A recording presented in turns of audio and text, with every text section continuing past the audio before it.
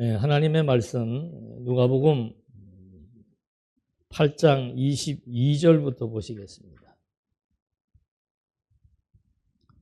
누가복음 8장 22절.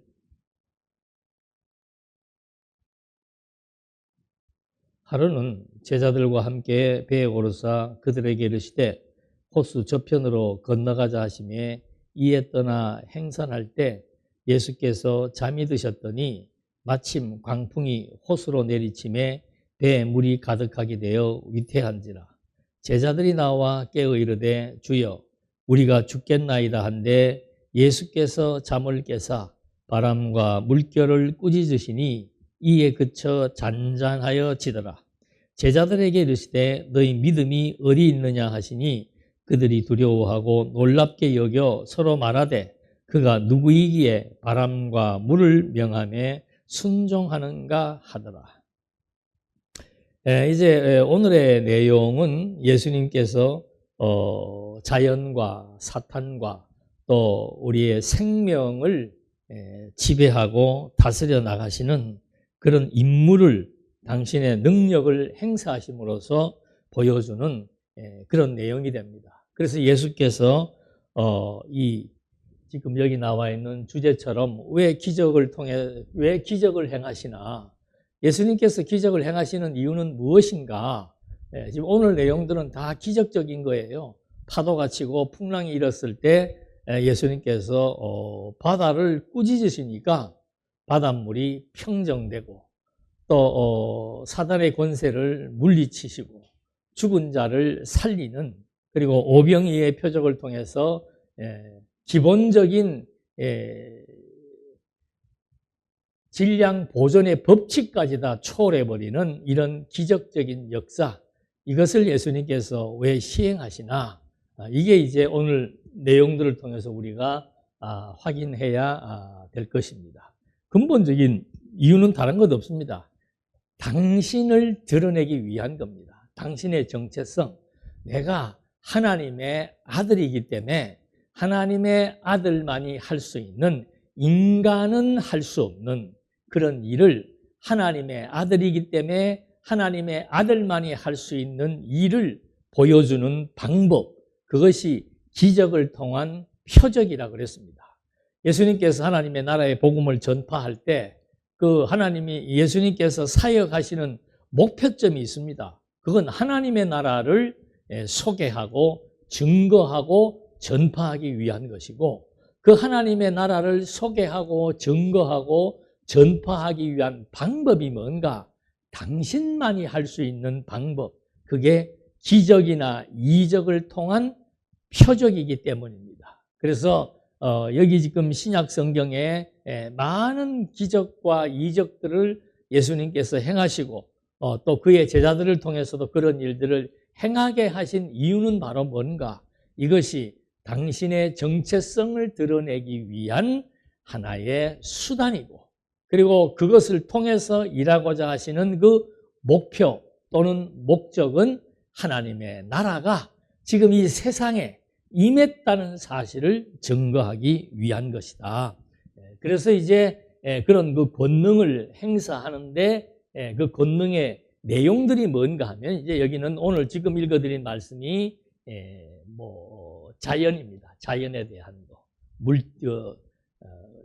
바다와 우리는 천재라고 그러죠. 천재지변. 그건 인간의 영역을 벗어나는 일이라고 얘기들 합니다. 그런데 하나님의 아들이기 때문에 하늘도 땅도 우주도 마음대로 통제하고 지배하고 다스릴 수 있다라고 하는 거. 그 다음에 죽은 아이를 살림으로 말미암아 이 생명을 하나님이 다스려 나간다라고 하는 거. 그리고 여기에 이제 또 자연도 있지만 여기 귀신을 쫓아내는 그런 내용들도 소개가 됩니다. 그래서 제일 첫 번째 나온 것이 바다를 잠잠케 하시는 것. 대부분의 사람들은 예수님은 이런 표적들을 통해서 두 가지라고 그랬습니다. 하나님께서 당신의 아들 그리스도를 이 땅에 보내셔서, 그렇기 때문에 당신이 예수가 누구인지를 알아나가는 것은 굉장히 중요한 겁니다. 기독교 신앙은 예수의 정체성을 파악하고 인식하는 것로부터 시작을 하게 되는 겁니다. 그래서 이것을 통해서 예수님은 하나님의 나라를 이제 세워나가는 거죠. 지금 이제 하나님의 나라가 여기 임했다는 사실을 증거하기 위해서 그 방법이 바로 뭔가? 표적, 기적과 이적이다. 그러니까 여기 지금 나타나는 모든 기적과 이적은 당신의 정체성을 드러내기 위한 수단인데, 그걸 드러냄으로써 내가 하나님의 아들로서 무슨 일을 위해서 왔는가? 하나님의 나라를 이제 지금부터 확장하고 건설하는 그런 일을 하기 위해서 왔다는 것을 여기에서 확인시켜 주려고 하는 겁니다. 그래서 이 세계가 이게 이제 영원한 하나님 나라다.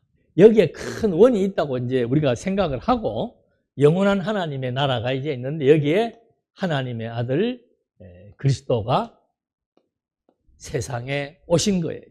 그럼 세상에 오셔서 무슨 일이 발생을 하는가? 하나님의 나라가 임한다는 것은 어떤 의미인가? 하나님의 나라는 도대체 무엇인가? 이걸 이제 여기에서 설명을 해주고자 하는 겁니다. 그래서 이 피조 세계는 다 여기에 부딪히는 요거 이제 하나의 선인데, 이 선을 넘지 못하는 한계점이 있는 거죠.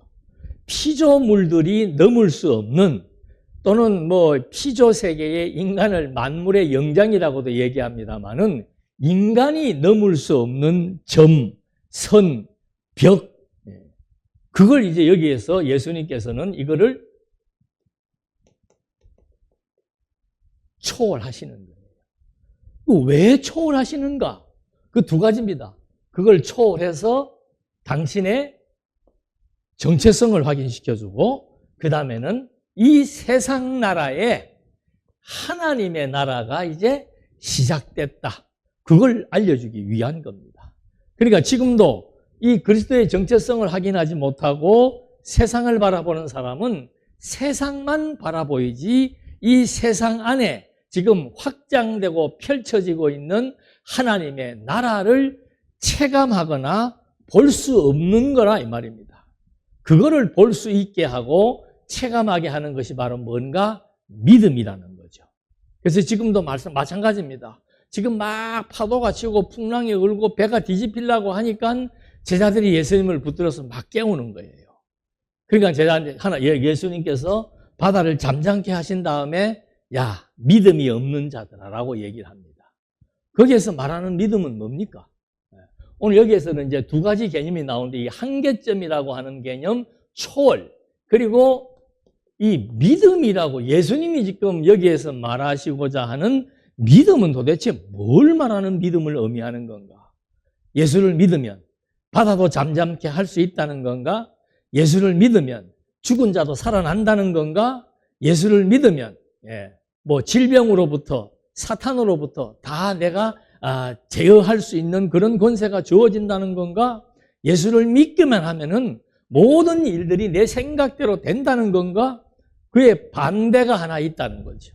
예수님이 여기에서 주지하고자 하는 믿음과 사람들이 가지고 있는 그 믿음은 달라요. 보는 관점이 다릅니다. 이 예수를 바라보는 관점이 다르다는 거예요. 그래서 여기에서는 이제 그런 내용들을 하나하나 확인해 보는 그런 과정을 통해서 예수님께서 표적을 행하시는 이유, 그리고 하나님의 나라가 여기에 임했다는데 하나님의 나라가 임했다는 것은 도대체 어떤 의미인가? 그래서 여기서 지금 첫 번째 나오는 것이 자연을 지배하는 것. 인간의 한계는 자연에 종속될 수밖에 없습니다. 여기는 종속된 세계입니다. 종속의 세계예요. 자연을 우리가 지배하는 게 아니고 자연에게 종속되어 있습니다. 우리는 자연을 지배하는 것처럼 생각하지만은 이 자연의 거대한 힘 앞에서 두려워하지 않는 사람은 없습니다. 그래서 바위를 섬기거나 바다를 섬기거나 나무를 섬기고 하늘을 섬기는 거. 예? 천신, 수신, 목신, 다 토신, 그게 전부 자연이란 말입니다. 왜 자연을 숭배하는가? 자연을 뛰어넘을 수 없는, 인간은 자연에게 종속되어 있는 존재라고 하는 사실, 이걸 지금 예수님께서 보여주면서 너희들은 뛰어넘을 수 없는 그 세계가 바로 하나님의 나라다. 내가 바로 이 자연을 초월하게 해주심으로 말미암아 당신이 자연을 초월함으로 여기는 한계점에 있는 거예요. 인간은 완전히 한계에 덮여 있습니다. 자연의 지배. 또 한 가지 두 번째 나오는 것은 뭔가 하면은 사탄의 지배 아래에 있는 겁니다. 예. 하나님께서 사탄에게 다 맡겨버렸어요. 그래서 이 피조 세계에 있는 이 피조 세계를 사탄의 저주가 덮여 있는 세계라고 얘기하는 겁니다. 사탄의 저주가 덮여 있는 게 뭔가? 쉽게 얘기하면 인간이 자기의 욕심을 버리지 못하는 게 사탄의 저주에 종속되어 있는 상태라는 거예요. 인간의 욕심은 어디에서 발동하는가? 육체에서 발동하는데 이 육체를 누가 자극하고 지배하려고 하는가? 사단이 지금 육체의 소욕을 건드려서 끝없는 욕망, 끝없는 욕심, 그것이 인간을 엄습하고 지배하게 만드는 겁니다.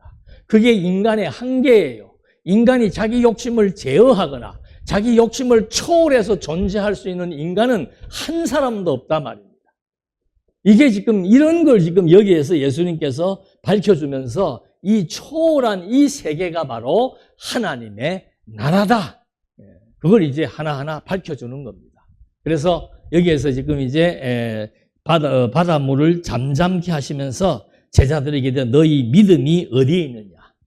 제자들이 예수님이 하나님의 아들이라는 사실을 믿는다면은 그 하나님의 아들은 자연 만물을 지배하고 인간처럼 자연 만물에게 종속되어 있지 않은 창조주라고 하는 사실을 너희가 알고 믿는다면은 나하고 같이 있는데 아니 폭풍 아니라 뭐 엄청난 해일이 일어서 배가 뒤집힌다 하더라도 나는 그 배를 바로 세울 수 있고 바다를 잠잠케 할 수 있다.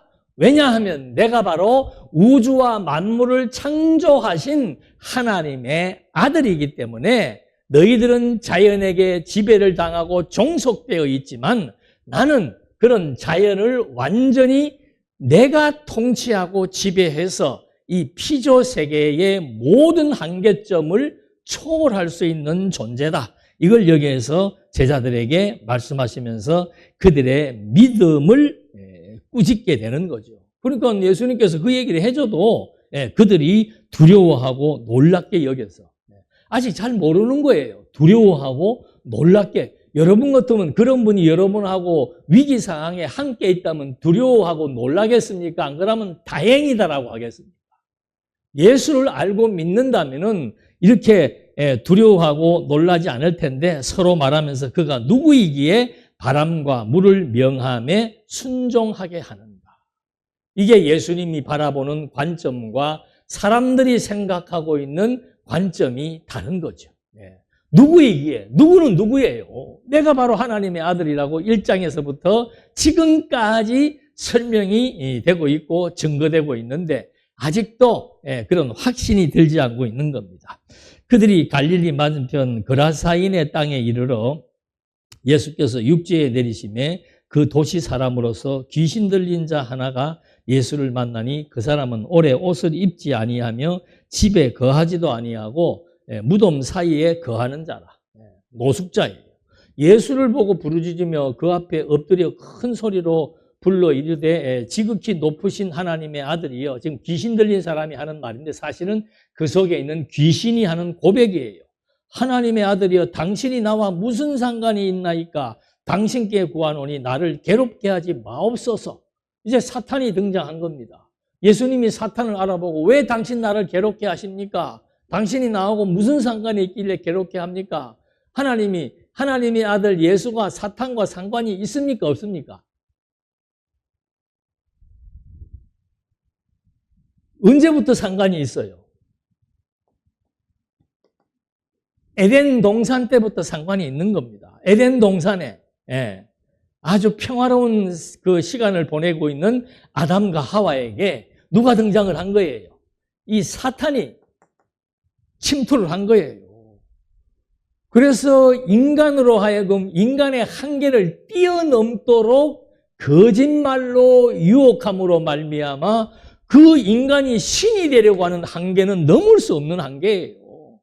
그래서 결국은 인간이 완전히 영적으로 사망한 상태에서 사단에게 종속되어 있는 그런 상황인데 예수님이 떡 나타났는데 하나님의 아들이 나타나니까 사단은 그걸 알고 당신 나한테 왜 나타납니까? 나를 왜 괴롭히려 합니까? 괴롭힐 수밖에 없지요. 예수님이 오셔가지고 처음 하실 일이 뭔가 하면은 사단 권세, 여자의 후손으로 오신 예수께서 하나님의 아들 예수께서 사단 권세를 지배하고 통치할 것이 창세기 3장 15절에 여자의 후손은 사탄과 원수가 될 것이다 했기 때문에 예수님은 오셔서 당연히 사탄을 지배하고 종속시키려고 하는 그런 역사를 진행하게 되는 거죠. 그러니까 사탄이 그걸 알고 나를 괴롭게 하지 말라고 합니다. 그러니까 29절 이는 예수께서 이미 더러운 귀신을 명하사 그 사람에게서 나오라 하셨습니다. 귀신을 불러내니까 귀신이 지금 발악을 하더라 그 말입니다. 귀신이 가끔 그 사람을 붙잡음으로 그를 쇠사슬과 고랑에 매어 지켰으되 그 맨 것을 끊고 귀신에게 몰려 광야로 나갔더라. 그러니까 이 귀신의 힘은 뭐 엄청난 거죠. 예수께서 내 이름이 무엇이냐 물으신즉 이르되 군대라 하니 이는 많은 귀신이 들렸습니다. 부흥사들도 이거 보고 그대로 따라하는 사람들 많습니다. 정신질환 있는 사람한테 가서 무조건 귀신 들렸다고 네 이름이 뭐냐 묻는데 아니 하나님의 아들한테나 귀신이 떨지 사람은 귀신에게 종속되어 있는 존재인데 인간이 귀신을 지금 제어하겠다고? 그래서 지금 이렇게 예수님께서 물으니까 많은 귀신이, 군대라는 것은 뭐 한두 명의 귀신이 아니고 귀신이 막 집단적으로 걸려왔다는 거죠. 그러니까 예수님께서 무저갱으로 들어가라, 귀신이 하는 말이 다 알아요. 무저갱으로 들어가라 하지 마시기를 강구하더니 지금 귀신이 와가지고 당신 왜 우리를 괴롭힙니까? 하면서 하나님의 아들인 걸 알지요. 그 다음에 하시는 말씀이 귀신이 하는 말이 뭔가 하면은 우리를 어디에 보내지 마라 말입니까? 무저갱에 보내지 말라고 얘기하는 겁니다. 그래서 이 무저갱이라고 하는 것은 헬라 원어에 보면 무슨 뜻인가 하면 끝이 없는 곳, 밑이 없는 것. 여러분, 여기 완전히 구렁이 파져 있는 그 구렁이 끝도 없이 막 밑에 절벽으로 막 보이지도 않는 구렁이 있다는 것은 우리에게 공포심을 유발하는 거죠. TV에 가끔 그런 절경들이 나오잖아요. 보니까 절벽이라. 그 절벽 끝에 설 수 있는 사람이 있어요? 없어요? 무서워서 못 씁니다. 그런 공포심을 유발하는 것이 무저갱이라는 뜻인데 이 무저갱은 악령들의 임시 대기 장소입니다. 악령들의 사탄이 머물러 임시로 머무는 장소예요. 요거 잠깐 말씀을 드리면은 이 사탄의 정체에 대해서 말씀. 에덴에 침투했습니다. 에덴에 침투한 사탄이 이제 피조 세계를 완전히 장악해버립니다. 그래서 인간은 사탄에게 종속될 수밖에 없는 존재가 돼버립니다. 자, 이렇게 해서 사탄은 계속해서 저주로 이 피조 세계를 끊임없이 지배하고 있습니다. 그때 누가 나타났는가? 하나님의 아들 그리스도가 이 세상에 오신 거예요. 그러니까 사탄은 이미 창세기 3장 15절에 여자의 후손이 너와 원수가 될 것이다. 너를 제압하고 너를 통솔하고 너를 지배하고 다스려 나갈 것이다. 그게 이미 약속돼 버린 거죠. 그러니까 예수님이 와서 이 사탄, 인간은 범접할 수 없는 존재, 인간의 한계점 중에 하나가 뭔가 사탄의 권세를 이길 수 없다는 거. 근데 하나님의 아들이 와서 이 사탄의 권세, 우주적 종말의 시작점이 바로 뭔가 하면은 예수님께서 오심으로 말미암아 사단 권세를 제압해 나가는 이것으로부터 이제 우주적 종말은 시작되고 있다. 다시 말해서 사단 권세가 이제 그리스도에 의해서 계속해서 다스려지게 된다는 것이 창세기 15절의 약속의 말씀의 내용입니다. 이것은 무엇을 의미하는가? 세상을 지배하고 있던 사단 권세를 하나님의 아들이 와서 처복종시켜서 이제는 이 세계를 하나님의 아들의 세계, 하나님의 나라의 세계로 이제 시작되게 된다는 것과 같은 의미를 부여하고 있는 겁니다. 그래서 이 사단 권세가 이제 언제까지 우주적 종말이라고 하는 것은 바로 이 시점을 의미하는 겁니다. 사단 권세가 이제 예수님이 떠나고 난 다음에는 성령이 와서 하나님의 백성들에게 성령의 소욕으로 지배하고 다스려 나가는데, 사단 권세는 그리스도가 떠나고 난 뒤에도 아직까지도 이 피조 세계에 남아서 자기 할 일을 하는 거예요.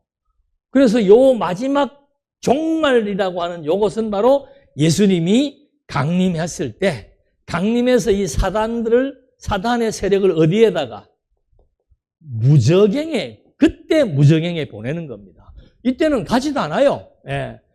예수님께서 보내지도 않지만 이때 사단 권세를 무저갱에 보내는데, 이게 계시록 20장 2절에 나오지요. 용을 잡으니 옛 뱀이요 마귀요 사탄이라 잡아서 1000년 동안 결박할 것이다.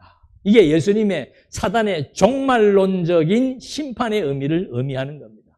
그리고 20장 10절에 보면은 1000년 동안 여기 있다가 사단을 내보내줍니다. 그래서 다시 또 사람들을 미혹하고 유혹하고 시험하게 했다가 계시록 20장 10절에 보면은 마귀가 불과 유황못에 던져지니, 이때 사단은 다시 이제 최후의 심판을 겪게 되는 거예요. 그게 이제 불, 타는 유황못, 이거 뭐 죽는 곳이죠. 이건 어마어마한 곳이죠. 유황 온천 손도 못 댑니다. 뜨거워서. 그래서 이거 뜨거움을 상징하는 의미예요.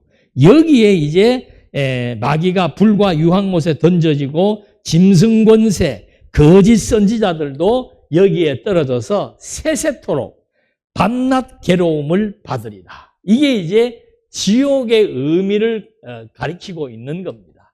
그래서 이 사단을, 왜 사단이 예수를 알아보고 예수는 사단을 지금 공격하는가? 이게 바로 투쟁의 시작이라는 거죠.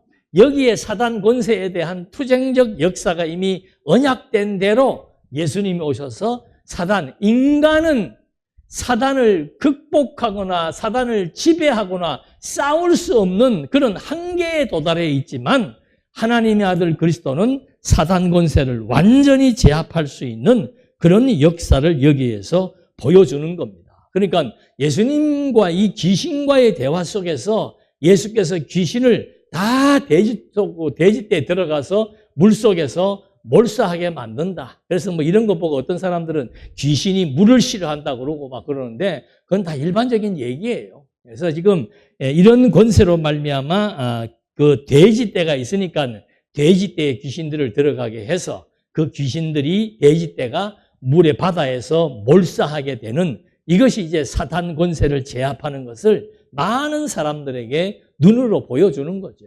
오늘날 그런 권세가 있는 사람이라면은, 코로나 유행했다. 코로나 그거 다 귀신 역사죠. 코로나 다 불러가지고 돼지떼에 들어가게 해서 바닷속에 들어가서 몰사해버리면 끝나는 거잖아요.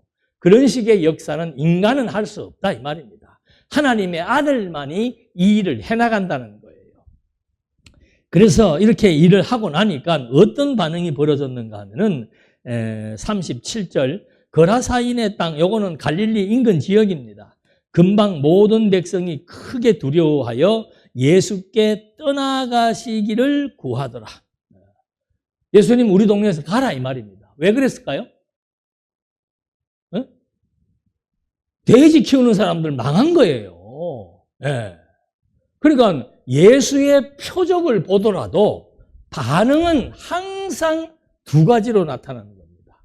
그 표적을 보고 믿음에 확신이 드는 사람이 있고, 그 믿음의 확신을 가지고 그 사실을 전파하는 자가 있는가 하면은, 그 예수의 표적을 보고 예수를 거부하고 불신하는 세력이 반드시 나타나게 되어 있는 거죠. 이게 믿음의 상반된 결과입니다. 복음이 전파되면은 항상 이런 일들은 나타나는 거예요.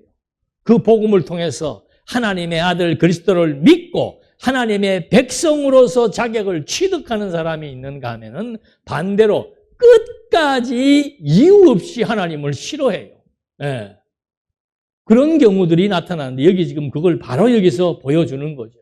그래서 38절 귀신 나간 사람은 함께 있기를 구하였으나 예수께서 그를 보내시며 이르시되 집으로 돌아가 하나님이 내게 어떻게 큰 일을 행하셨는지를 말하라. 하나님의 아들이 행한 일은 하나님이 행한 일이지요. 그러니까 그 당시 사람들에게 하나님의 아들이라고 그러면 아직 잘 불신하게 누군지도 모르니까 그냥 하나님께서 나에게 이런 엄청난 일을 행하셨다. 귀신 들린 사람 아무도 치료 못한단 말입니다. 그래서 이런 일들을 이제 말하라 하시니 그가 가서 예수께서 자기에게 어떻게 큰 일을 행하셨는지를 온 성내에 전파하더라. 그래서 이 하나님의 복음은 확장성에 있다고 지난 시간도 얘기했죠. 하나님의 말씀을 갖게 되면은 간직하게 되면은 견딜 수가 없어요.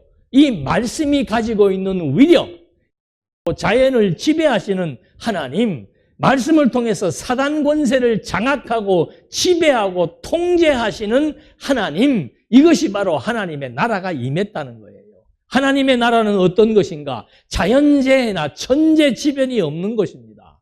하나님의 나라는 어떤 것인가? 사단 권세가 마음대로 사람들을 지배하고 농락하고 거스리게 할 수 있는 그런 역사가 없는 것이 하나님의 나라라는 거죠. 그래서 이렇게 지금 자연 바다를 잠잠케 하고 귀신 들린 자를 치료하시면서 당신이 바로 하나님의 아들이고 하나님의 아들이 세상에 임한 것은 귀신 권세를 제압하면서 이 땅 위에 하나님의 나라가 전개되고 펼쳐진다는 것을 의미하고 있는 겁니다. 자, 이런 역사가 일어나서 예수께서 다시 이제 갈릴리로 돌아오시니까 무리가 환영하니 이는 다 기다렸습니다. 예수님이 잠깐 다른 지역으로 가신 거예요. 거기 가셔서 지금 바다를 잠잠케 하시고 귀신을 쫓아내시고 다시 갈릴리로 돌아오니까 사람들이 다 기다리고 반겼다는 거죠. 그런데 또 사건이 오자마자 또 사건이 발생합니다. 바빠요. 이에 회당장 야이로라고 하는 사람이 와서 예수의 발 아래 엎드려 자기 집에 오시기를 간구하니. 이거는요, 보통 일이 아닙니다. 회당장이라고 하는 것은 회당의 총책임자, 관리자예요. 회당은 굉장히 큰 건물입니다. 그 건물을 다 총괄하시는 분이 회당장입니다. 그리고 이는 유대인이죠.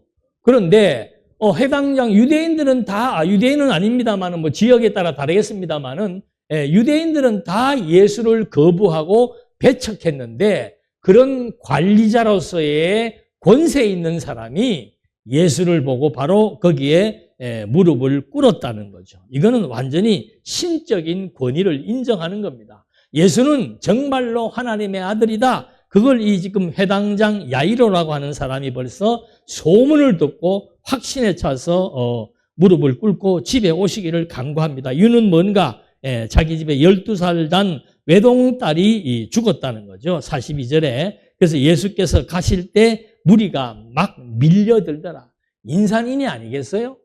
지금까지 많은 표적들을 보여서 사람들이 소문을 듣고 그냥 막 엄청난 사람들이 밀치면서 따라오고 있는 겁니다. 그래서 예수님께서 이 야이로의 집으로 가려고 하는데 사람들이 막 인산인해를 이루어서 있는 그때에 12해를 혈류증으로 앓는 중에 아무에게도 고침을 받지 못하던 여자가 예수의 뒤로 와서 그의 옷가에 손을 대니 혈류증이 즉시 그쳤다.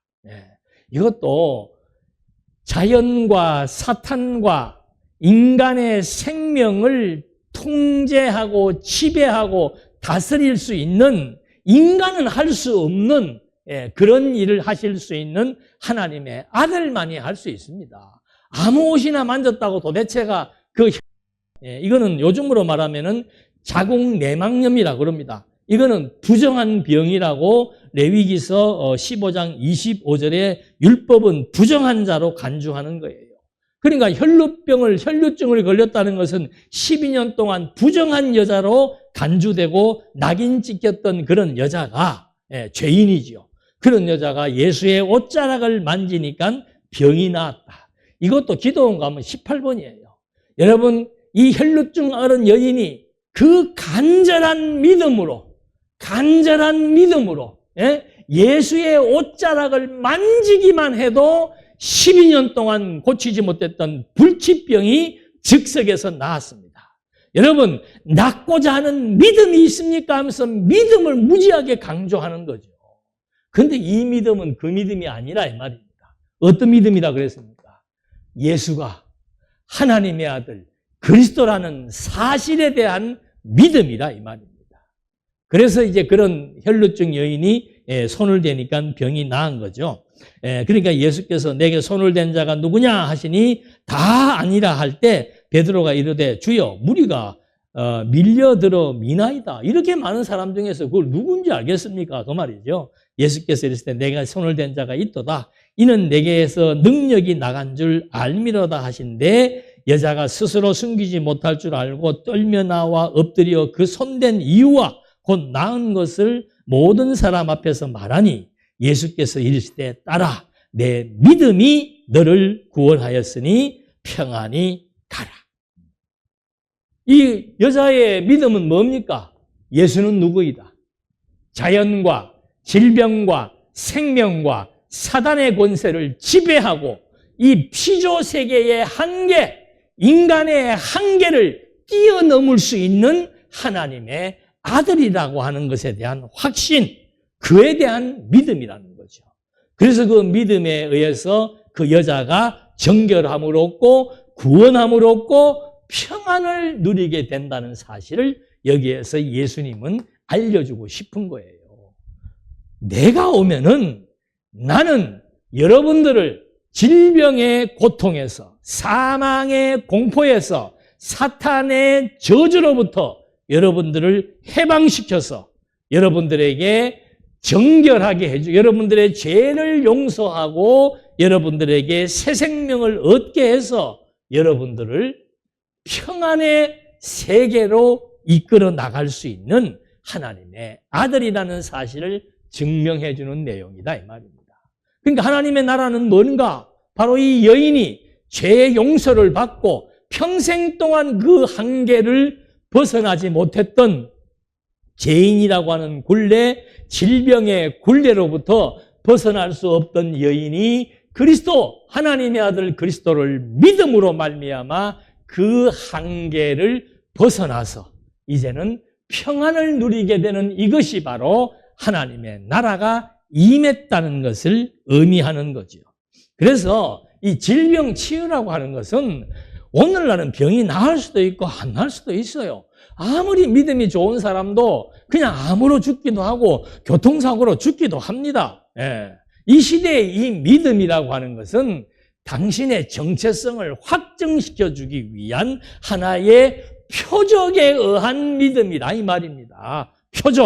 표적은 예수가 하나님의 아들 그리스도라는 사실을 입증하고 증명하기 위한 하나의 이적과 기적의 행위라 이 말입니다. 이건 언제까지인가? 예수님과 당신의 제자 사도시대까지의 이 역사가 일어나는 거죠.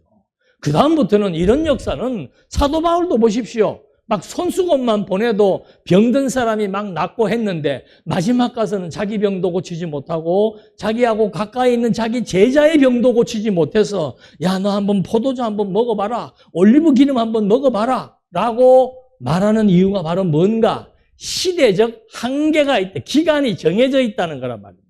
성경이 완성되기 이전까지 바로 예수님과 사도들에 의해서 이 표적을 통해서 하나님의 아들 예수가 그리스도라는 사실을 증명해주고 이 표적을 통해서 하나님의 나라가 무엇이며 지금 여기에 이루어지고 있다는 사실을 증거해 주는 거죠.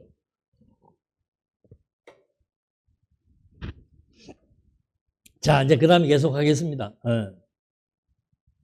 이렇게 해서 이제 49절에 회당장의 집에 이제 갔는데 그 여자들하고 여자 그 혈루증 병 고치고 또 제자들하고 거기 있어서 얘기하고 사람들에게 밀리고 하면서 늦게 도착을 한 거죠.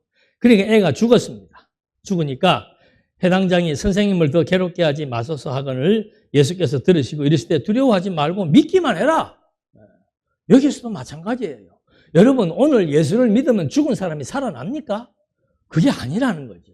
이거는 시대의 표적이라 이 말입니다.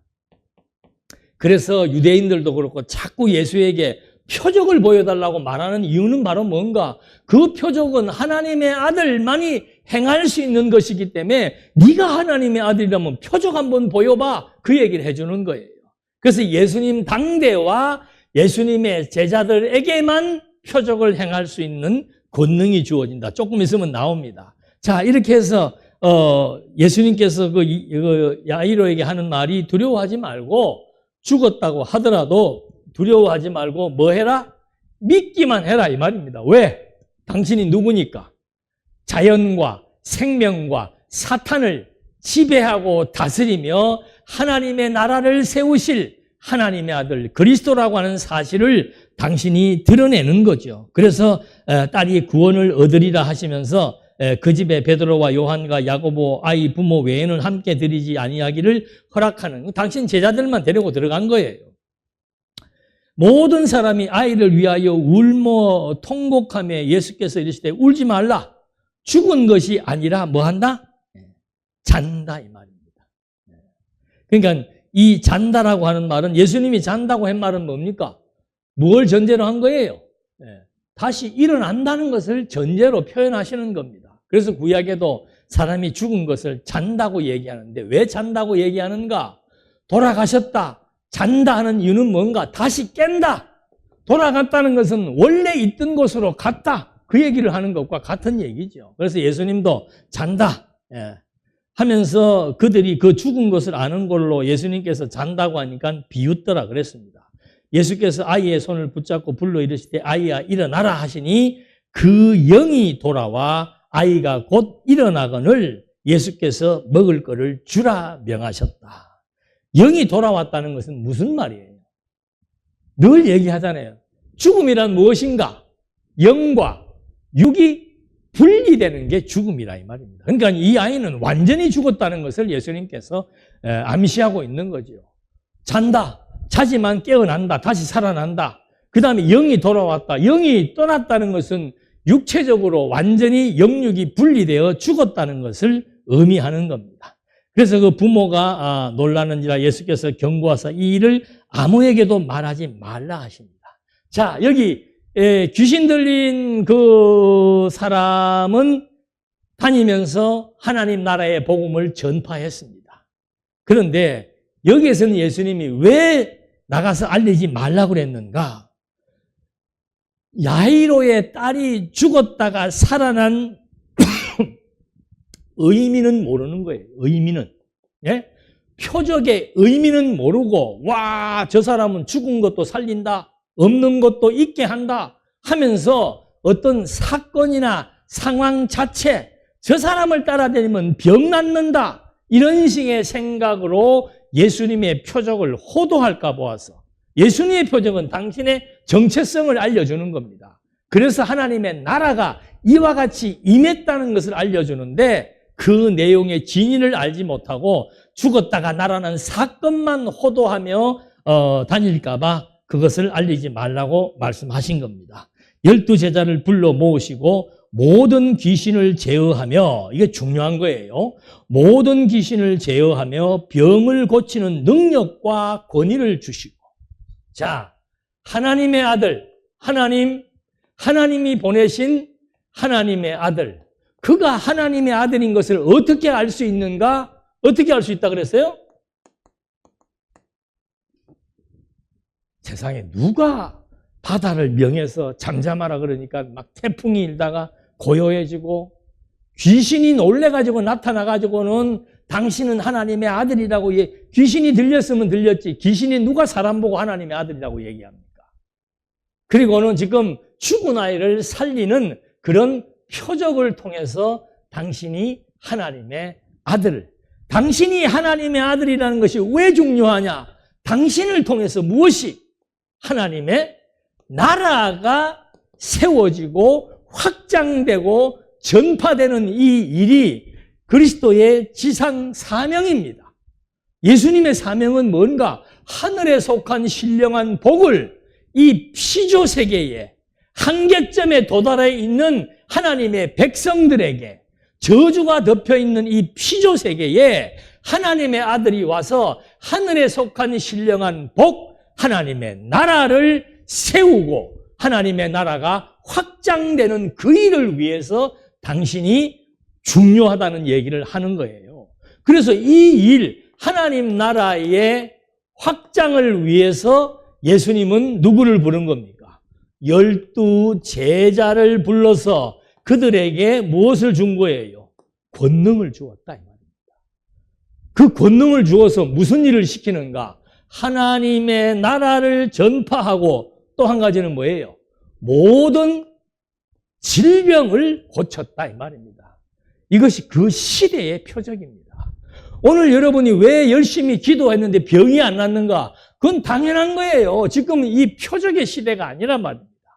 그래서 이 표적의 시대에 예수님께서 12 제자에게, 여기 지금 딱 명시되어 있지요.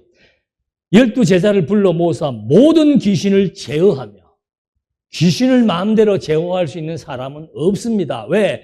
인간의 한계는 귀신에게 종속되어 있기 때문이에요. 그런데 사도권, 메시아만이 행할 수 있는 표적의 권능을 당신의 사도들에게만 주었다 이 말입니다. 그래서 2절 왜 주었는가? 하나님의 나라를 전파하며 앓는 자를 고치게 하려고 내보내시며 이 말입니다.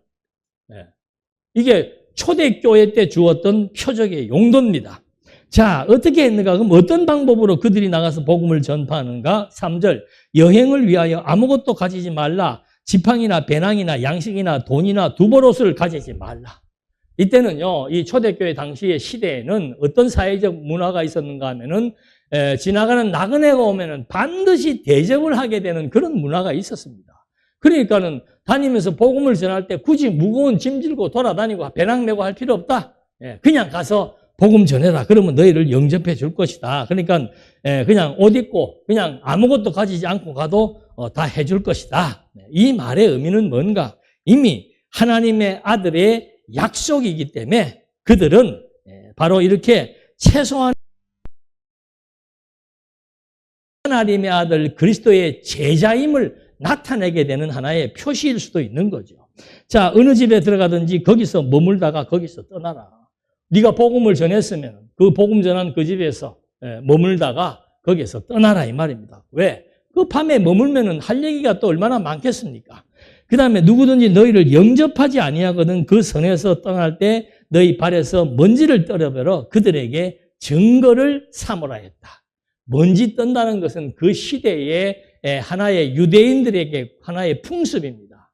유대인들이 이방인 땅에 갔다라고 하는 것은 부정한 곳이기 때문에 이방인들의 먼지까지라도 부정하다고 여겨서 그걸 털어버리려고 하는 그런 그 당시에 관례가 있었는데 그런 것처럼 복음을 영접하지 않는다, 유대인이 이방인들을 싫어하는 것처럼 그들에게 일종의 심판이지요. 먼지를 떨어버려라. 그 먼지가 나중에 증거를 삼을 것이다 하면서 약속을 하고 복음 전파하는 방법을 가르쳐주고 제자들이 나가 각 마을에 두루다니며 곳곳에 복음을 전하여 병을 고치더라. 그러니까 하나님 나라라고 하는 것은 12 제자에게 이렇게 표적에 행할 수 있는 권능을 준 것은 뭔가? 하나님 나라의 확장성입니다. 이 하나님의 나라는 언제까지, 이 피조 세계에서 언제까지, 예수님이 오실 때까지 하나님의 나라는 확장되게 되도록 하나님께서 섭리하시는 거죠. 왜? 당신의 택한 백성들이 있으니까. 그래서 지금은 이방인의 시대, 이방인의 시대가 끝이 나면은 유대인의 시대를 통해서 창세 전부터 당신의 아들들을 삼고자 했던 하나님의 백성들, 하나님 나라를 누릴 수 있는 자격이 부여된 자들에게 바로 하나님 나라의 주체가 하나님의 아들 그리스도라는 사실을 계속해서 증거하고 비록 이 한계의 점에 있는 이 시대를 살고 있는 하나님의 백성이라 할지라도 사단에 완전히 종속된 상태에서 이제는 놓여놔서 성령의 소욕에 이끌려 살아갈 수 있는 하나님의 나라, 질병의 고통 가운데서도 평안을 누릴 수 있는 하나님의 나라, 비록 가난하고 병들고 누추하고 어려운 고통에 처한다고 할지라도 그 심령 속에 하나님으로 말미암아 주어진 약속된 하나님 나라의 백성이라고 하는 자기 정체성에 의해서 마음의 평안을 누릴 수 있는 하나님의 나라가 이 피조 세계에 지금 확장되고 있다 이 말입니다. 그래서 예수님이 하나님의 나라는 너희들 마음속에도 있다 이 말입니다. 예? 그 당시에 그 제자들 가운데 있는 당신을 의미하기도 했지만 하나님의 나라는 여기 있다 저기 있다가 아니에요.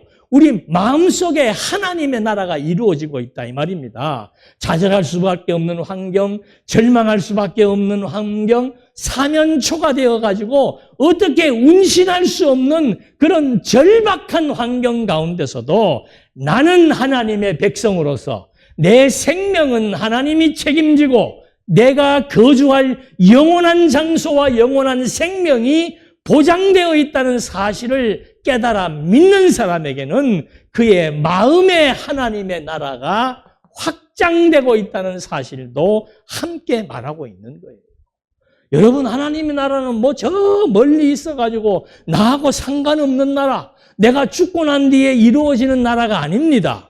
예수님이 오심으로 말미암아 하나님의 나라는 시작되었고 예수님이 오시고 성령이 오심으로 말미암아 하나님의 나라는 예루살렘, 유대, 사마리아 땅 끝에 살고 있는 모든 하나님의 백성들의 심령 속에 평안과 자유와 안식과 온갖 행복과 기쁨을 누릴 수 있는 성령의 역사가 하나님의 말씀을 통해서 보장된 약속이 믿어지는 자에게 진정한 안식과 평안이 주어진다는 것.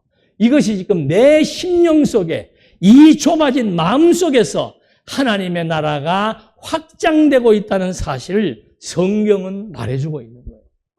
여러분, 성경을 배우는 이유도 이 사실에 대한 확증이에요. 확증. 아, 진짜로 하나님이 살아계시는구나. 그 하나님이 세계를 어떻게 지배하고 통솔하고 섭리해 나가시는가. 그 속에서 나는 누구인가?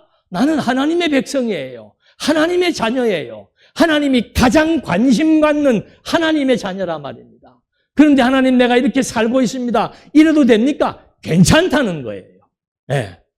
하나님의 말씀은 괜찮다는 거예요.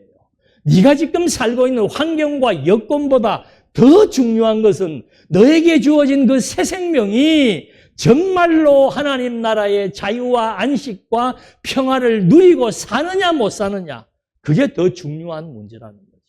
누가 그래요? 예? 막 군뱅이들이 막 이 높은 이 탑 위에 서로 올라가다가 떨어지고 하다가 마지막에 하나가 올라갔답니다.